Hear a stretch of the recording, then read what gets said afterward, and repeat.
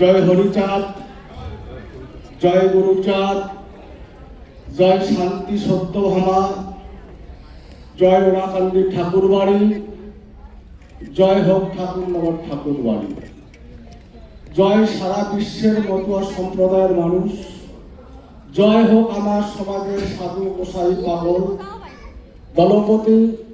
সবাইকে আমার তরফ থেকে প্রণাম, শুভেচ্ছা, অভিনন্দন। আমার মায়েদের, আমার বোনেদেরকে আমার তরফ থেকে প্রণাম, শুভেচ্ছা, অভিনন্দন। প্রোগ্রাম অনেক সময় ধরে চলছে, আপনারা অনেক সময় এসেছেন, আমিও যথাসময় এসেছি, কিন্তু লম্বা প্রোগ্রামটা এত লম্বা চলা উচিত নয়, যার জন্য ম্যাক্সিমাম লোক চলে গিয়েছে। যারা এসেছেন তাদের কাছে শুধু আমার একটাই বার্তা, বক্তব্য দীর্ঘায়িত করবো না, শুধু আমরা মতুয়া হলাম কিভাবে। আমরা তো মতুয়া ছিলাম না, আমাদের মতুয়া নামটা হলো কিভাবে? কারণ অখণ্ড ভারতবর্ষ, তার একটা পূর্ব প্রান্তে বর্তমানে যেখানে বাংলাদেশ, সেটাও ভারতবর্ষের সঙ্গে অন্তর্ভুক্ত ছিল। সেই বাংলাদেশের যশোর, খুলনা, ফরিদপুর, বরিশাল যে এরিয়াগুলো ছিল, সেই এরিয়াগুলোতে আমাদের সম্প্রদায়ের মানুষ, আমাদের সম্প্রদায়ের 32টি জাতির বাস ছিল।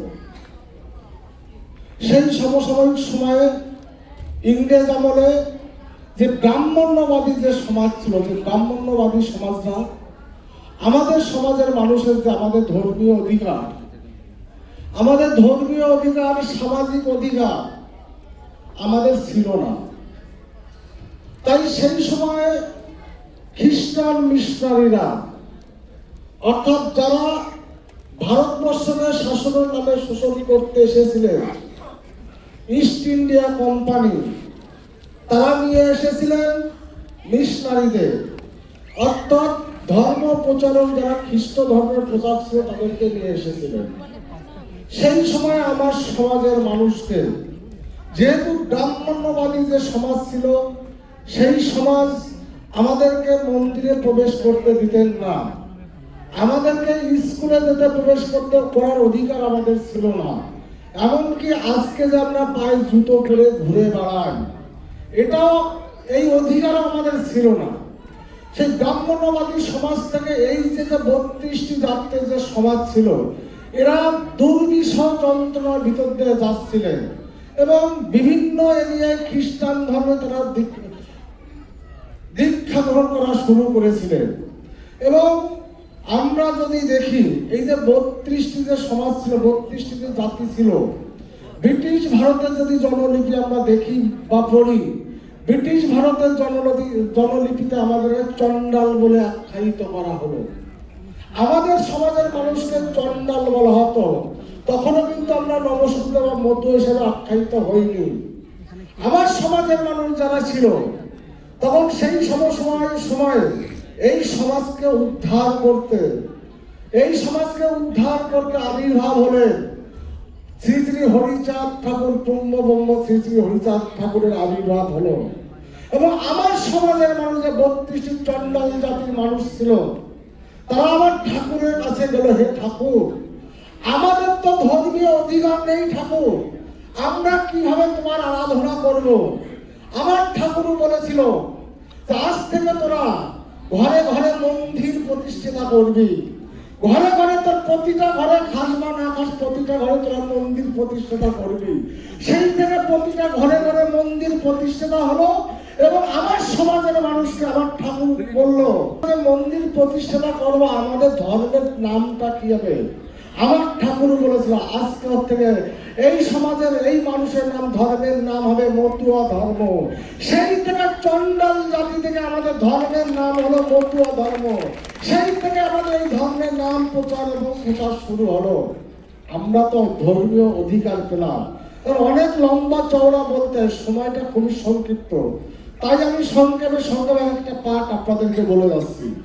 আমরা তো ধর্মীয় অধিকার পেলাম আমার ঠাকুরের দৌলতে, তো আমাদের যে সামাজিক অধিকার, আমাদের সামাজিক অধিকার কিন্তু আমরা তখনও পাইনি।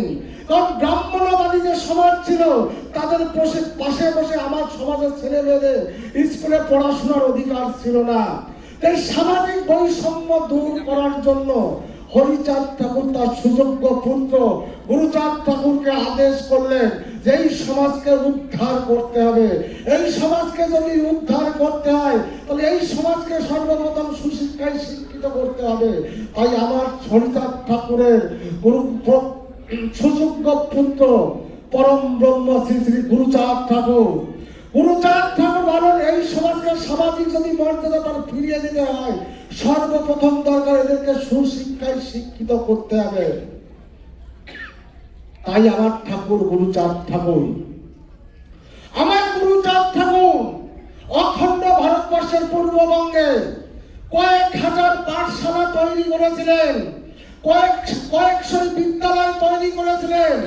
আজকে যদি আমরা সর্বশিক্ষার যে জনক যে আন্দোলন চলছে সমগ্র ভারতবর্ষ জুড়ে, সর্বপ্রথম যদি সর্বশিক্ষার জনক কাউকে বলা হয় আমার ঠাকুর গুরুচাঁদ ঠাকুরকে বলতে হবে সর্বশিক্ষার জনক। তিনি যতটা বিদ্যালয় তৈরি করেছেন আজ পর্যন্ত কোন ব্যক্তি এতটা বিদ্যালয় তৈরি করতে পারেননি। আমার সমাজ তো ধর্মীয় অধিকার পেল, আমার সমাজ তো শিক্ষার অধিকার পেল। আজকে আমি দৃঢ় চিত্তে দৃঢ় কণ্ঠে বলতে পারি বিশ্বের এমন কোন সমাজ নেই যে সমাজ থেকে আমার সমাজ শিক্ষা দীক্ষার কোন অংশে পিছিয়ে আছে। কিন্তু আমরা কোথায় পিছিয়ে আছি জানেন? এখন আমরা কোথায় পিছিয়ে আছি সেটা জানেন? আমার গুরুচাঁদ বলে দিয়েছিলেন একটা ছোট্ট কথা, যে জাতি রাজা নেই সে জাতি তাজা নেই। জাতি থেকে রাজা তৈরি করতে হবে আগে। জাতি থেকে যারা রাজাকে পরিচালনা করে, মন্ত্রীকে পরিচালনা করে, আমলা তৈরি করতে হবে। শুনে নিন, আমি প্রত্যেকটা মিটিং মিছিলে বলি এই কথাটা, আমলা তৈরি করতে হবে। আমলা তৈরি করা অতটা সহজ নয়। আমার সমাজের মানুষ, আমার মায়েরা বোনেরা, আমার সমাজের মানুষ কিভাবে জানেন? আমার ছেলেমেয়েকে সুশিক্ষায় শিক্ষিত করব, একটা সরকারি চাকরি পাবে, আমার ছেলে মেয়ে নাতি বউ নিয়ে তারা সুস্থ স্বাভাবিক থাকবে। এটা কিন্তু আমার গুরুচাঁদের বাণী ছিল না। আমার গুরুচাঁদের বাণী কখনো বিফলে যেতে পারে না। আমার গুরুচাঁদ বলেছিলেন যে জাতি রাজা নেই সে জাতি তাজা নেই। আমার এই সমাজ থেকে আজ তোমার 50 বছর পরে একদিন ভারতবর্ষের হয়তো প্রধানমন্ত্রী, পশ্চিমবঙ্গের হয়তো মুখ্যমন্ত্রী হবে। এটা আমি আজকে বলে দিয়ে গেলাম, কারণ আমার গুরুচাঁদ যে বক্তব্য বলে দিয়ে গেছেন একটা বক্তব্য আজ পর্যন্ত মিথ্যা হতে পারেনি। তাই যদি সমাজ থেকে আমরা তৈরি করতে হয়, এই সমাজকে ব্যবহার করে আজকে আমরা নবসূত্র হয়েছি। নবসূত্র সমাজের ব্যবস্থা ব্যবহার করে আমরা এসসি কাস্ট সার্টিফিকেট বের করে আমরা অনেকে সরকারি চাকরি করছি, আমরা ধর্ম পর্যালোচনা করছি, এবং এই সমাজ থেকে আজকে দেখুন অনেকে আর্থিক ভাবে বলিয়ান হয়েছে। তাই আপনাদের কাছে আমার একটাই বার্তা, আপনাদের কাছে যে যেখানে এই সমাজের শিক্ষিত ছেলে পেলে আছে, যারা ব্রিলিয়ান্ট ছেলে পেলে আছে, অর্থাৎ যাদের ব্রেন ভালো, যারা আর্থিক ভাবে পড়াশোনা করতে পারছেন না বা আর্থিক ভাবে উচ্চ শিক্ষায় শিক্ষিত হতে পারছেন না, আমার সমাজের মানুষের কাছে একটাই বার্তা আমার, যে আপনারা তাদের পাশে দাঁড়ান। যদি আমরা সত্যিকারের মতো হয়ে থাকি, যদি সত্যিকারের আমার সেই গুরুচাঁদের বাণী মেনে চলি, এটাও একটা গুরুচাঁদের বাণী। তাহলে যে মতো সমাজের যে সন্তানটি আজকে আর্থিক অভাবে সে উচ্চ শিক্ষায় যেতে পারছে না, তাকে আমরা আর্থিকভাবে যে যেখানে পারবো তাকে আমরা আর্থিকভাবে তার পড়াশোনার জন্য তাকে আমরা সাহায্য করব। এবং উচ্চ শিক্ষায় শিক্ষিত হওয়ার পরে সে যদি ইউপিএসসিতে বসতে পারে, ইউপিএসসিতে বসার পরে সে WBCS অফিসার হতে পারে, পাবলিক সার্ভিস কমিশনে বসে, ইউপিএসসিতে বসে সে আইএস হতে পারবে, সে IASR হতে পারবে, সে ISF হতে পারবে। আমাদের লক্ষ্য থাকবে না এই সমাজকে যতটা পারি আমরা আমলা তৈরি করতে হবে। আমলা তৈরি করতে গেলে একটা দিন দেখবেন এই সমাজ থেকে আমার মতন শত আপনারা উদ্ধার করতে এই সমাজের জন্য কাজ করতে পারবে। আজকে গেল ধর্মীয় অধিকার পেলাম, সামাজিক অধিকার পেলাম, গুরুচাঁদের যে বাণী ছিল সে বাণীটাকে কিভাবে গ্রাস ছুটে নামাতে হবে একটা বার্তা আমি আপনাদের কাছে দিয়ে গেলাম। আজকে দেখুন, আজকে মন্ত্রিত্ব, পশ্চিমবঙ্গের মন্ত্রিত্ব আমাকে দেওয়া হয়েছে। অখণ্ড ভারতবর্ষ 1947 সাল বলতে গেলেও সারাদিনও বলে শেষ হবে না শুনে। শুধু দুটো পাঠ বললাম, আর একটা রাজনৈতিক পাঠটা আপনাদেরকে বলে যায়। অখণ্ড ভারতবর্ষ 1947 সাল ব্রিটিশ ইন্ডিয়া কোম্পানি থেকে ভারতবর্ষ স্বাধীনতা লাভ করার জন্য চারিদিকে উত্তেলিত হয়ে উঠেছিল আমার সমাজের মানুষ। আমরা তো অখণ্ড ভারতবর্ষের নাগরিক ছিলাম, কেন কাদের ইন্ধনে আমাদেরকে 1947 সালের 14ই আগস্ট পূর্ব পাকিস্তানের সঙ্গে অন্তর্ভুক্ত করা হয়েছিল? তার মূল কারিগর ছিল যে কংগ্রেস নামক পার্টিটা ছিল। কারণ তারা ভেবেছিল ভারতবর্ষ যদি একটা দেশ হিসাবে স্বাধীনতা লাভ করে, সেই সময় ভারতবর্ষে দুজন ছিল প্রধানমন্ত্রীর দাবিদার, একজন ছিলেন মোহাম্মদ আলী জিন্না, একজন ছিলেন জওহরলাল নেহরু। তাদের সুকৌশলের ফলে আজকে ভারতবর্ষকে দ্বিখণ্ডিত করা হয়েছিল। আজকে আমাদের যে রক্তক্ষরণ শুরু হয়েছিল 1947 সালের 14ই আগস্ট পাকিস্তান রাষ্ট্রের জন্মগ্রহণ দিয়ে, সে রক্তক্ষরণ শেষ করেছে 2019 সালের সিএবি বিল এনে, এবং সেই সিএবি বিল 2024 সালে এসে সিএ বিল রূপান্তরিত হওয়ার ফলে আমার সমাজের মানুষের কপালে যে অভিশাপটা লিখে দিয়েছিল, নাগরিকত্বের অভিশাপ, অর্থাৎ যে নিজের মাতৃভূমিতে আমরা আজকে পরবাসী হয়ে গিয়েছি, যে সরকারকে আজকে আমাদের সে অভিশাপ থেকে মুক্তি দিয়েছে, সেই গভর্নমেন্টের নাম হচ্ছে ভারতীয় জনতা পার্টি। এবং 1947 সালের 15ই আগস্ট ভারতবর্ষের স্বাধীনতা লাভ করার পরে আমরা যে আমাদের পূর্বপুরুষে পূর্ব পাকিস্তান বা বর্তমানে বাংলাদেশ থেকে এসে পশ্চিমবঙ্গে বসবাস স্থাপন করছি, আমরা সর্বপ্রথম ভারতীয় জনতা পার্টির যে সরকার হয়েছে, সেই সরকারের যে 5 জন ক্যাবিনেট মিনিস্টার সর্বপ্রথম ব্রিগেড প্যারেড গ্রাউন্ডে যে শপথ বাক্য পাঠ করিয়েছিলেন, আপনার ঘরের সন্তান, আপনার ঘরের মতুয়া সন্তান অশোক কীর্তনিয়াকে একটা ক্যাবিনেট মন্ত্রী দিয়েছিল। কারণ আমি মনে করি মন্ত্রিত্বটা অশোক কীর্তনিয়াকে দেওয়া হয়নি, আমার সমাজের প্রত্যেকটা মন্ত্রী করা হয়েছে। কারণ আমার সমাজকে যে সম্মানটা দিয়েছে ভারতবর্ষের ইতিহাসে আজ কোনো গভর্নমেন্ট সে সম্মান দেয়নি।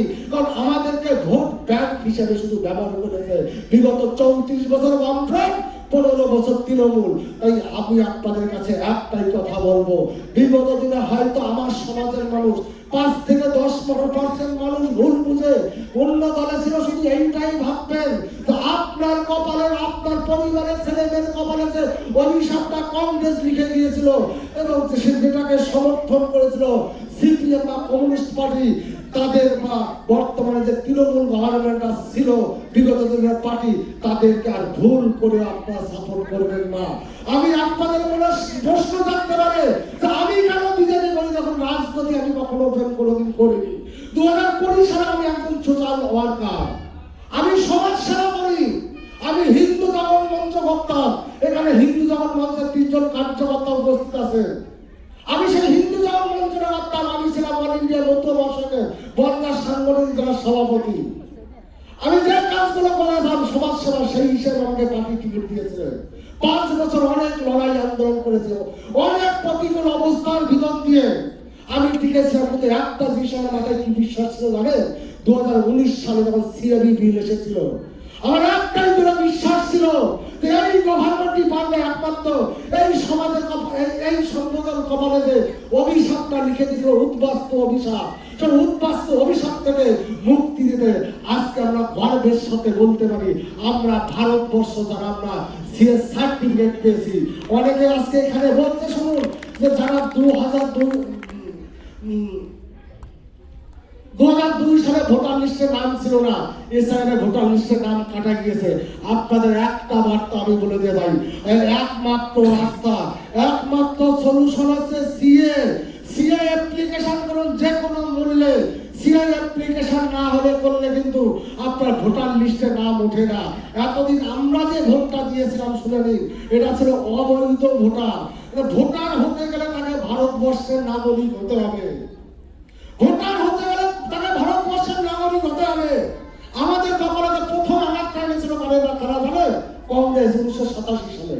রাজীব গান্ধী প্রথম আঘাতটা এনেছিলেন, বলতে গেলে সামনে শেষ হবে না। প্রথম আঘাতটা এনেছিলেন রাজীব গান্ধী 1987 সালে। কি বলেছিলেন জানেন? আজ থেকে যারা জন্মগ্রহণ করবে ভারতবর্ষে, তাদের বাবা মা যে কোনো একজন ভারতীয় হতে হবে। তাহলে আমার যারা 87 সালে যারা পরে এসেছেন বাংলাদেশ থেকে, বাবা অথবা মা, তাদের সন্তান সন্ততির কি হবে? কারণ আবেগ দিয়ে সবকিছু চলে না, সবকিছু চলে সংবিধান দিয়ে। সংবিধানে লেখা হয়ে গিয়েছে 1987 সালে যে আজ থেকে যারা জন্মগ্রহণ করে তাদের ভারতবর্ষের নাগরিক হতে হবে। অর্থাৎ 87 সালের পরে যারা জন্মগ্রহণ করবে বাবা মা যে কোনো একজন ভারতবর্ষের নাগরিক হতে হবে। সেই বিল আবার 2003 সালে অ্যামেন্ডমেন্ট হলো। 2003 সালে অ্যামেন্ডমেন্ট হওয়ার পরে 2003 সালের পরে যারা জন্মগ্রহণ করবে তাদের বাবা মা দুজনকে ভারতবর্ষের নাগরিক হতে হবে। তাহলে যন্ত্রণা বুঝুন। সেই যন্ত্রণা থেকে একমাত্র মুক্তি দিয়েছে কেন্দ্রের বিজেপি সরকার, নরেন্দ্র মোদীর নেতৃত্বে অমিত শাহ সিএর মাধ্যমে শুরু। তাই আপনাদেরকে আমি বলে দিলাম, অনেকের মনে প্রশ্ন রাখছে আমার তো ভোটার লিস্টের নাম আছে, আমার বুঝি কিছু হবে না। তো সংবিধানে একটা কথা লেখা আছে কি জানেন? সংবিধানে একটা কথা লেখা আছে, ভারতবর্ষের নাগরিক হতে গেলে তাদেরকে ভারতীয় হতে হবে, তারা ভোটার হতে গেলে তাকে ভারতীয় হতে হবে। তাই আপনাদের আমি বলে দিয়ে যাব, যারা কোনো সিএতে অ্যাপ্লিকেশন করেননি, আমার মতে যাদের ভোটার লিস্টের নাম আছে তাদেরও সিএতে অ্যাপ্লিকেশন করা উচিত, যারা সশরীরে বাংলাদেশ থেকে এসেছে। কারণ আপনার যন্ত্রণা আপনি হয়তো থাকবেন না। আজকে বিজেপি গভর্নমেন্ট আছে, কালকে কোন গভর্নমেন্ট আসবে তার কোনো ঠিক নেই। তখন এসে যদি বলে ভাই তোমার জন্ম তো 2003 সালের পরে, তোমার বাবা মা যে ভারতীয় ছিল তার প্রমাণটা কোথায়? তার প্রমাণটা কোথায়? তাই আপনার কাছে আমি একটা কথা বলে দিয়ে যাবো, যারা সশরীরে পূর্ববঙ্গ বা পূর্ব পাকিস্তান থেকে এসেছে, আপনার সন্তান সন্ততির ভবিষ্যতের কথা ভেবে আপনার সিএতে অ্যাপ্লিকেশন করুন। আজকে বিজেপি গভর্নমেন্ট আছে, আমরা বিজেপিকে ভোট দিচ্ছি, হিন্দুত্বের গভর্নমেন্ট আছে, আমরা তাদেরকে ভোট দিচ্ছি, আমরা তারা আমাদেরকে সাপোর্ট করছে। তো অদূর ভবিষ্যতে বিজেপির গভর্নমেন্ট থাকবে না, তখন যদি আবার এই বিল অ্যামেন্ডমেন্ট হয়, যে বিলে তো আছে, সংবিধান তো লেখা আছে, তুমি যে 2002 সালে পরে তোমার জন্ম, তোমার বাবা মা যে ভারতীয় ছিল তার প্রমাণটা দেখাও তো। তখন কিন্তু আপনি সিএর যে সার্টিফিকেটটা পাবেন, সেটা আপনি দেখালে আপনাকে আর কেউ কিছু করতে পারবে না। তাই আপনাদের কাছে একটা বার্তা আমি দিয়ে গেলাম, যারা সশরীরে এসেছে এখনো সময় আছে, আপনারা সিএতে অ্যাপ্লিকেশন করুন। আর যাদের ভোটার লিস্টে নাম বাদ গিয়েছে তাদের তো অবশ্যই করতে হবে সিএতে অ্যাপ্লিকেশন, কোনো কথা নেই। কারণ যে সমস্যাগুলো, ছোট ছোট সমস্যাগুলো আছে, আমাদের সম্মানীয় মুখ্যমন্ত্রী বলেছে যে কোনো হিন্দু যারা 2024 সালের 31শে ডিসেম্বর মধ্যে ভারতবর্ষে এসে উদ্বাস্তু সম্প্রদায়ের মানুষ কেউ ভারতবর্ষে থেকে বিতাড়িত হবে না। তো যত সময় বিজেপি গভর্নমেন্ট আছে তত সময় আপনি সেফটি পাবেন। তো আজকে বিজেপির গভর্নমেন্ট আছে, আগামী হয়তো 10 বছর পরে, 20 বছর পরে বিজেপির গভর্নমেন্ট না থাকলে তখন আপনারা যাবেন কোথায়? তখন যদি সংবিধানের নোটিফিকেশন তুলে দেবে বলা হয়। তাই আপনাদের কাছে আমার একটাই বার্তা, আপনারা এটা করুন। বক্তব্য সে দীর্ঘায়িত করবো না। আজকে যারা এখানে এই মতো প্রোগ্রামটা করেছে, বিশেষ করে যাদের অক্লান্ত পরিশ্রমে, সবার নাম আমি জানি না, তাদেরকে আমি আমার তরফ থেকে প্রণাম জানাই, শুভেচ্ছা জানাই, অভিনন্দন জানাই। এসেছেন ঠাকুরনগর থেকে আমার গুরুদেব, অল ইন্ডিয়া মতো অসমের কসাই পরিষদের সভাপতি বিপদ ভঞ্জন বিশ্বাস মহাশয় আছেন, প্রদীপ দা এসেছেন, ছোট বিজয় সরকার এসছেন, আরো যারা আছেন আমাদের মিল মালিকরা আছেন, সবাই নাম আমি বলতে পারছি না, সবাইকে বিশেষ করে যারা মাতৃশক্তি ছিলেন সবাইকে আমার থেকে অভিনন্দন, শুভেচ্ছা এবং প্রণাম। এবং যত বাবুদা এসেছেন, বাবু বিশ্বাস ঠাকুরনগর থেকে, সবাইকে আমার তরফ থেকে প্রণাম। আর একটা কথা আমি এখানে দাঁড়িয়ে বলে দিয়ে যাবো, দেখুন আমিও কিন্তু উদ্বাস্তু ঘরের সন্তান, আমিও কিন্তু উদ্বাস্তু ঘরের সন্তান। চেষ্টা থাকলে না একটা জায়গায় পৌঁছানো যাবে। আজকে যে আমরা আন্দোলনটা শুরু করেছি, এই সমাজ থেকে আমরা তৈরি করতে হবে। আজকে হয়তো হবে না, আজকে 20 বছর পরে কি 30 বছর পরে কি 40 বছর পরে হবে এটা। তাই সবার কাছে আমার বিনীত অনুরোধ, নিবেদন, আমার সমাজের মানুষ যারা আছে তারা আমার এই ছোট্ট অনুরোধটুকু রাখবেন। সবার কাছে আমি ভিক্ষা চাইতে এসে, ভোট ভিক্ষা করতে আসিনি আমি, আমি এসেছি আমার সমাজের জন্য ভিক্ষা চাইতে। সবাই ভালো থাকবেন, সবাই সুস্থ থাকবেন, এই বলে আমি এই কথাগুলো বলে আমার সংক্ষিপ্ত বক্তব্য শেষ করলাম। জয় হরি বল, জয় হরি বল, জয় হরি বল।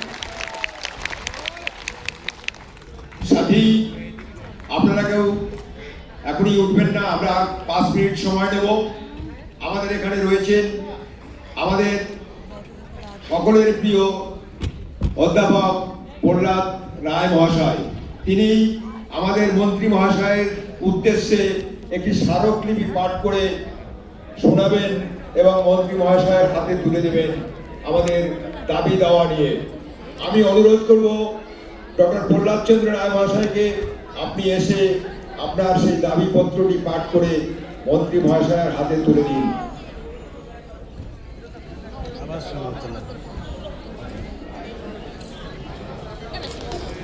জয় হরিচাঁদ গুরুচাঁদ শান্তিমাতা সত্যভামার জয়। মঞ্চে উপবিষ্ট মাননীয় মন্ত্রী অশোক কীর্তনিয়া, বিধায়ক অনুপ কুমার সাহা, শ্রদ্ধেয় শ্যামাপদ মণ্ডল সহ সকল অতিথিবর্গকে যথাযোগ্য স্থানে যথাযোগ্য মর্যাদা জ্ঞাপন করে বীরভূম জেলার উদ্বাস্তু ও মতুয়া সমাজের পক্ষ থেকে যে নিবেদন পত্র সেটা আমি পাঠ করে শোনাচ্ছি। মাননীয় শ্রীযুক্ত অশোক কীর্তনিয়া, খাদ্য সরবরাহ এবং সমবায় মন্ত্রী, পশ্চিমবঙ্গ সরকার। বিষয়: উদ্বাস্তু মতুয়া সম্প্রদায়ের জনসাধারণের সমস্যা সমাধানের জন্য কিছু আবেদন।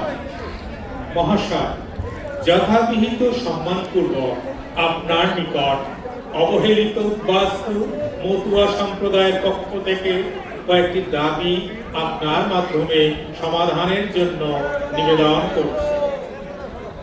1. সরকার বাহাদুরের অনুমোদন ক্রমে উদ্বাস্তু কলোনিগুলির বাসিন্দা FSTD বা ডিড দলিল এখনই যারা পায়নি তাদের এখনই তাদের সেই সব পর্চা এবং ডিড দলিল পাওয়ার ব্যবস্থা করা দরকার। বিভিন্ন কলোনিগুলিতে শ্রী শ্রী হরিচাঁদ ঠাকুরের মন্দির থাকলেও সেই সব মন্দিরের জায়গা সরকারি জমি, সেইগুলি রক্ষণাবেক্ষণের জন্য সরকারি যে প্রয়োজন উদ্যোগ নেওয়া সেটা নিবেদন করছি। আমাদের উদ্বাস্তু পরিবারের দুস্থ দরিদ্র ছাত্রছাত্রীরা প্রামাণ্য নথিপত্রের অভাবে সরকারি বিভিন্ন সুযোগ সুবিধা থেকে বঞ্চিত হচ্ছে। বর্তমান সরকার বাহাদুরের নির্দেশে সেগুলি যেন সেই সব অসুবিধা তারা দূর করতে পারে। ভারত বিভাগে দেশ ভিত্তিক সংখ্যা অনুপাতে স্থান বিনিময়, লোক বিনিময়, পুনর্বাসন এখনো সম্পূর্ণ হয়নি, সেগুলো যেন সম্পন্ন হয়। তপশিলি জাতি ও তপশিলি উপজাতি ছাত্রছাত্রীদের পঠন পাঠনের সুবিধার্থে ছাত্রাবাসগুলির পরিকাঠামো উন্নয়নের মাধ্যমে আরো বেশি সুযোগ সুবিধা প্রদান করা দরকার। সিএ নিয়মাবলী আরো সরলীকরণের মাধ্যমে দ্রুত নাগরিকত্ব প্রদান করা দরকার। মতুয়া দলের শিল্পী এবং দলপতিদের লোকশিল্পী হিসাবে ভাতা প্রদান করা দরকার। 2004 সালের নাগরিকত্ব আইন সংশোধন করে গুজরাট ও রাজস্থানের মতো পশ্চিমবঙ্গ সরকারের হাতে নাগরিকত্ব প্রদানের ক্ষমতা দেওয়া দরকার। পশ্চিমবঙ্গ সরকার বাহাদুরের মন্ত্রিসভায় মতুয়া সমাজ থেকে জনসংখ্যার অনুপাতে জনপ্রতিনিধি করার সুযোগ প্রদান করা দরকার। শিক্ষার মানোন্নয়ন ও ছাত্রছাত্রীদের ভবিষ্যৎ উজ্জ্বল করার জন্য প্রতিটি মতো ঘোষিত লেখায় শিক্ষার জন্য পরিকাঠামোর উন্নয়ন করা দরকার এবং বিএমসি আওতাভুক্ত করে আরো উন্নয়নের পথে নিয়ে যাওয়া দরকার। মহাশয়, উপরে উল্লেখিত দাবি সনদগুলি মতুয়া সম্প্রদায়ের কথা ভেবে অতি শীঘ্র যথাযথ পদক্ষেপ গ্রহণের মাধ্যমে বাস্তবায়িত করার আবেদন জানায়। তিনি তো বীরভূম জেলার মতুয়া সম্প্রদায়। নমস্কার। জয় হরি বল। আগামী এই মাসে 28শে আগস্ট বাঁকুড়া জেলার বিষ্ণুপুরে মাননীয় আমাদের মন্ত্রী যাদের আমাদের মতুয়া সমাজের সেলফি নেওয়া হয়েছে একটু সাইড হয়ে যাবেন। 28 তারিখ বাঁকুড়া জেলার মতুয়ারা আমাদের মাননীয় মন্ত্রী অশোক কীর্তনীয় মহাশয়কে সম্বর্ধনা দেবেন। সেই সভায় সকলকে যাওয়ার জন্য আমন্ত্রণ জানাই। জয় হরি বল।